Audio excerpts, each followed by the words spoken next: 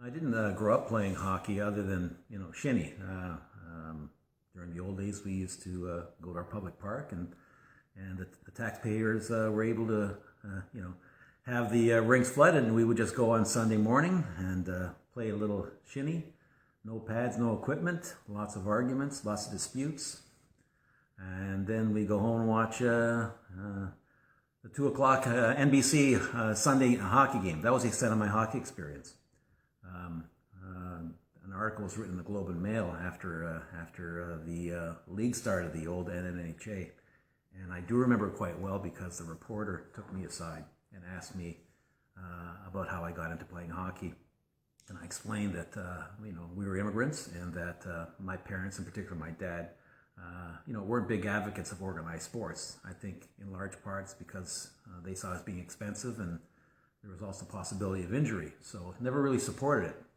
The Globe and Mail article took some liberties with that, and what he actually wrote was that, and the quote was, I remember vividly, was that I was thwarted by immigrant parents and prevented from playing, which is what led me to wind up playing in my 30s when I saw an ad for the National Novice Hockey Association. I applied, went to the tryouts, if you want to call them that, and before I knew it, here I was buying hockey equipment, not realizing how expensive it was, and getting suited up for something that I might not know would work out in the end. Leading up to that, there were a couple of open practices for anyone in the league to just come out and see what their skating legs were like. And I remember the very first practice and being on the ice and skating my ankles and just doing the best that I could. And I remember I got placed on a team, the Minotaurs, half man, half bull. That was interesting. I remember our very first game, we were shut out. And I hit a goal post. And at the end of the game, I thought that was a huge accomplishment, being my first organized hockey game ever. I never forgot that. I hit a goal post. That was my shining moment. But in the first and second year, couldn't believe how immersed I got into it. Trips to Montreal to play in tournaments. Something I'd never envisioned doing. Some great times, some great camaraderie. Montreal, a trip to Buffalo to play against American teams, the NNHA. I really, really enjoyed that. I don't recall if it was the first or second season, but Gordie Howe was a spokesman for the NNHA, and I recall that he was doing a practice somewhere. I don't recall where it was, and I was really looking forward to it. But prior to that, I had been on a trip to Club Med in Martinique, and I had met this girl.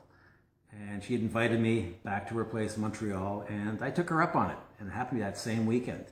And all I can say about that is that within 15 minutes of arriving in Montreal, I realized I'd made a big mistake. It was one of the longest weekends of my life, and I never got to meet Gordie Howe.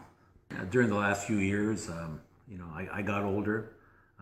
The nucleus of our team, the original 3, 4, 5, were still with us at that stage in time, but the rest were guys in their 20s, 30s, young pups, and it just got to a point where I found it difficult to keep up with them. What I looked forward to the most was that cold beer after the hockey game, much more than the hockey game on some nights, especially when we got blown out of the water. Or I remember one instance, for example, I played center where I took a face-off against the same guy. And on that shift, facing off against that guy, 3 goals were scored before we both went off the ice. It was bing, bing, bing, bing. That kind of led me to understand that maybe it's time to hang up my skates. Not long after I left the Minotaurs, I had some mild bouts of regret, I suppose, but then I would think back to how everyone was skating around me, and it just was becoming less and less fun. So I came to a few games after that just to stay in the mix for a bit, but like everything else, it kind of wanes. But it's nice every now and then to get together with the team. Annual team parties come April or May after the season. When I'm able to do it, when I'm in the country, I look forward to doing those things when I can. So yeah, it's good to catch up. But hey, it worked out. Had a lot of fun over the years.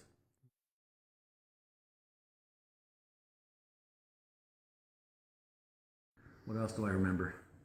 Jeff Anthover's hockey bag. No word of a lie. I've never been with a cadaver before, but that must have been the closest thing to it. I've never experienced anything like that in my life. I remember him unzipping it once, and I was just gagging, just absolutely gagging. Mine was not so special, but his was the worst ever. That resonated with me as well too.